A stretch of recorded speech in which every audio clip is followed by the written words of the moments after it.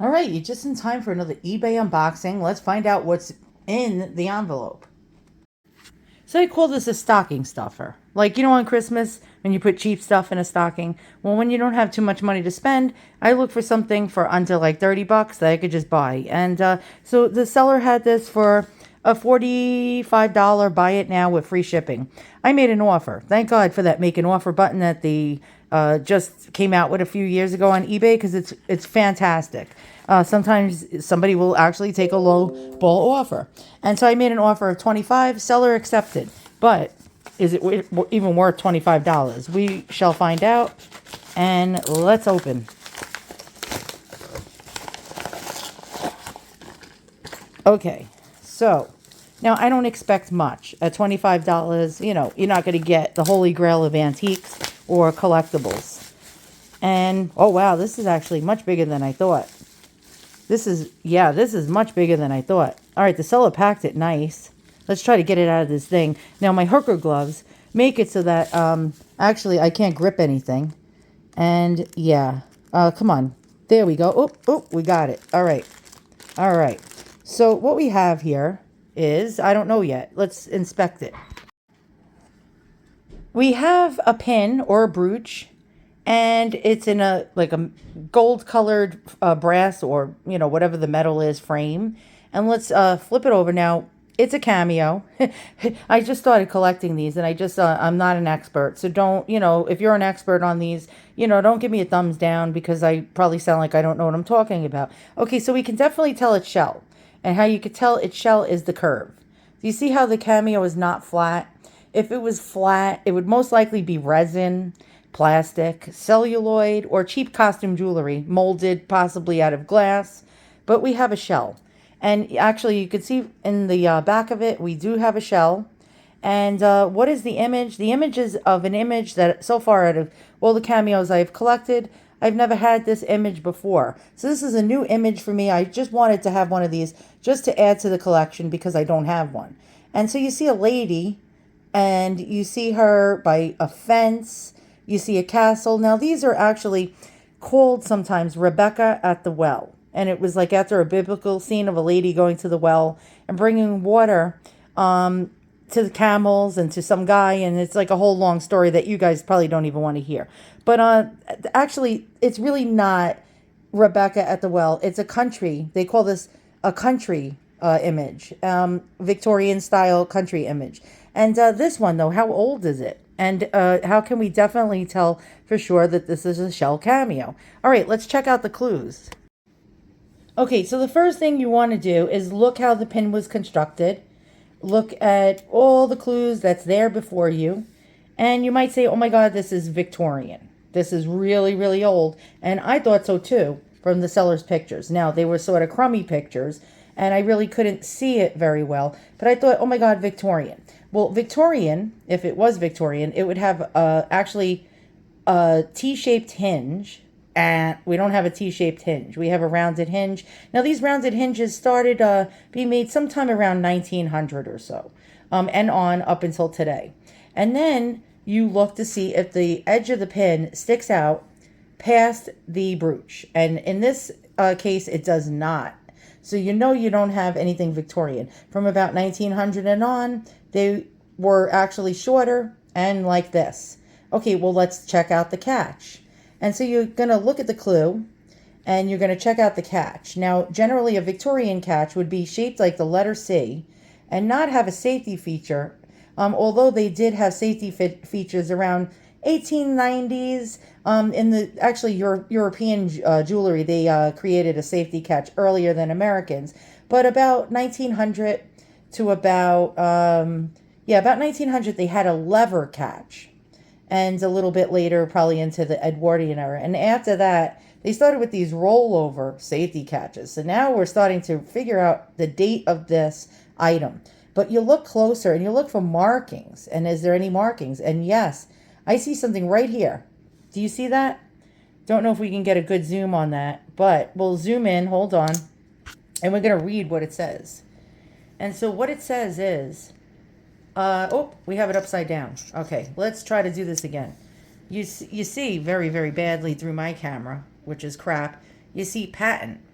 And you see a patent number. It looks like 8055. Hold on. Let's look at this better. Oh no, 8066 8 something blah blah blah. I'll have to get my magnifying glass for this. We don't see any gold markings, okay, but we get a patent. So this patent is going to help us to date this brooch. And so let's do further investigation. Okay, so when we hold it up to the light to tell if it's shell, you can actually see the image through it, the silhouette of it through the brooch.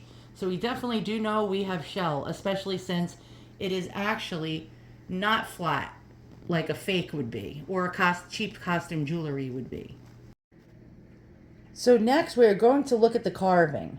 And a really old, really well made cameo brooch would have really high relief coming out of it. Now the early cameos, I'm talking like the 1800s and before, the better cameos would be made out of hard stones, such as agate, jasper, stones or shells such as sardonyx. Well, we have helmet shell.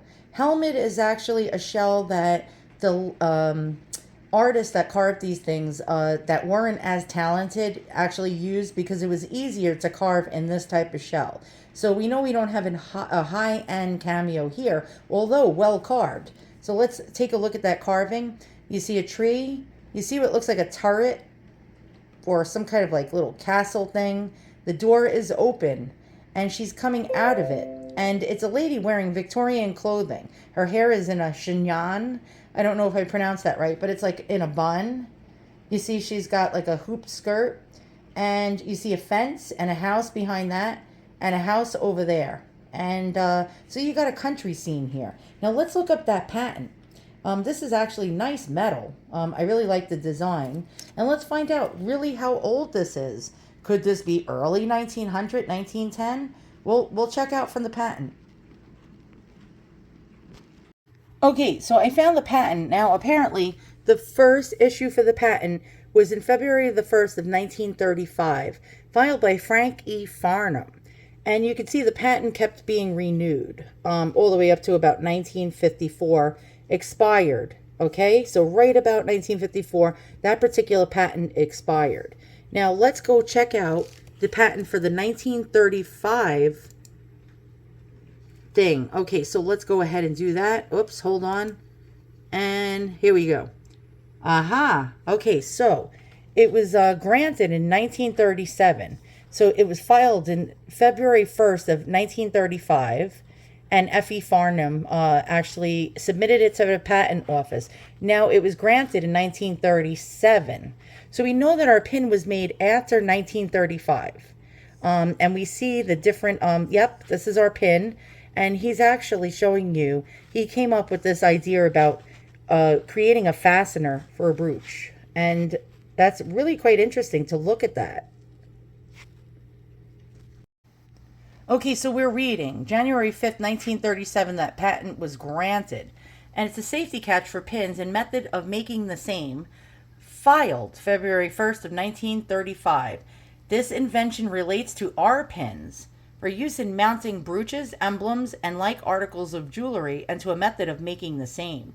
In the manufacture of brooches, emblems, clasp pins, and like articles of jewelry is the usual practice to solder or otherwise secure both the pivotal joint of the pin and the safety catch either to a bar which supports the brooch or directly to the body of the brooch, and in either case it is absolutely necessary that the parts be so aligned that the pin tongue will register properly within the slot of the safety catch.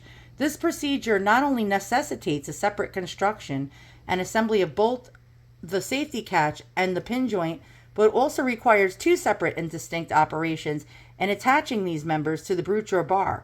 Moreover, the procedure is quite difficult to carry out and requires great skill and accuracy on the part of the workman, and in many cases involves a considerable loss of time and materials due to the inaccuracy in assembling parts. The principle of this invention are to provide an improved bar pin and method of article of jewelry without the necessity of using the high degree of still now required. Okay, so I'm understanding what's going on now. So basically, In the mass production of jewelry, this guy came up with this invention so that his craftsmen didn't actually have to be as skilled as former craftsmen to get this pin to line up perfectly, to close and lock and be secured, and also the construction of attaching it to the back of the brooch or frame of the brooch, or the shell cameos frame.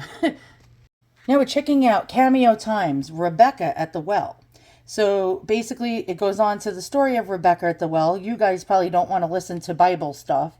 And it says many cameos are identified as being Rebecca at the well, but most of these might more accurately be titled country scene with women or woman at the well or well house. And you'll see many different examples of that here, okay? This one being very, very old. And you can see the difference in the carving. You could actually make out the features on her face, whereas the later one, actually this is antique as well. Yeah, this is actually a good carving.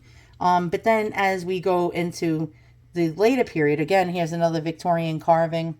You don't see the features as well. Interesting. Now here the author is actually showing some of the depictions that some of the cameo carvers probably used from artworks to actually carve these type of cameos and get sort of an inspiration for it. And here we go. Here are very good Victorian or earlier cameos. You can see the beautiful artisan or artisan. Yeah, like I'm like at a loss for words. That's why I can't even think. I'm jumbled. Basically, you can see the artistry and how well made these were. Interesting. And again, look at this one. Now, this is the type of cameo that you would want to get for $25. These early ones, and again, look how well they're carved. And then we get now into the Victorian era still. Look at that. Beautiful. Absolutely beautiful. And they're showing you a depiction of that in a church stained window. And you'll actually see some prices, like for example, this 10K version for about $210 on places like Etsy. Let's see how old it is. It is Victorian. We have the C catch there and the bar, T-bar hinge. So that's actually why your price is so high. Let's check out some more. And this is very subjective. Price for these things are very subjective. What one person will pay for, like me, paying $25, another person will actually like this and pay $125 or $2 or $3 or $400 or 10 cents. And so here's another scene or country scene that you might come across. This one has a safety catch. This one probably early 20th century. And let's check out some more. And again, this one, 98 doll hairs, and Etsy is just like freezing up on me. There we go. We have this similar frame to mine. So now we know about the age. This one being sold for $98. And I think I like mine better. Maybe I'm biased. And let's see if it has the back. And again, Etsy is slower than shit. There we go. Now, we don't have the this is interesting. We don't have the patent written on the back of this. This is like the same frame as mine. So this was probably made just right before 1935. This might be the earlier version of that same manufacturer. And that really, really, really is very interesting. Okay, and so we have another one, and this one is Antique Victorian, and they call it Rebecca at the Well, but I don't even see a woman in there. And oh, she's like over there somewhere, hiding in the trees. $189.99. This one not antique, not gold, but brass. And this one actually a little earlier than mine. So we got an early 20th century catch, around hinge, probably about 1900. And not real gold, we got brass over here. Let's check out some more. And here we go. And this one, 150 doll hairs, Victorian. And actually, let's check out and see if it is Victorian. And yes, we have a T-bar hinge, and we have a actual C catch, and that's how you can generally tell. And we got it at 150. Now here's another one, exceptional carved cameo, $199.50. This one is missing the brooch on the back. Not the brooch, but the actual pin. It's just a basic cameo with nothing. So you can't even use this as a piece of jewelry. And it's not even gold, and someone's selling it for $199.50. Again, price is subjective. And let's go ahead, and here is, again, an early 20th century one for $135, not real gold. Very similar to mine, being sold for $135. Very, very interesting. And why did I just click on that? I don't know, The Great Gatsby? Okay, so we definitely know what we have here. We did our research. The seller did not do their research at all. They just wrote, they wrote cameo. That was it. Basic vintage cameo pin brooch. And $25 is not bad for this piece. Although it is not gold, it is not even gold plated. We now know that it was made after 1935. It's probably not later than the 50s, but I would actually guesstimate this to be late 1930s to the 1940s. So probably from about 1937 to about 1945.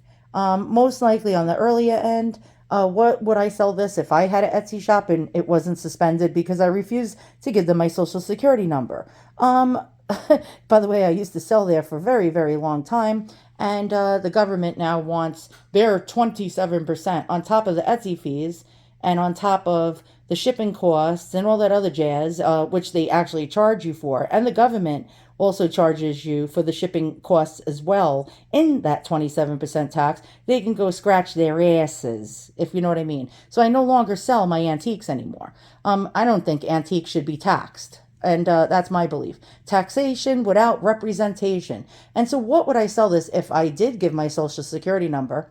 I think this one is absolutely stunning. It is large. You can see I would probably sell it for between 150 to 200 doll hairs. Does that mean it would sell for that price? And not sit there for maybe a year or two or possibly even three. That would probably work. But pretty much there's an ass for every seat in this world. What one person will pay 25 doll hairs for, another person will pay $200 for.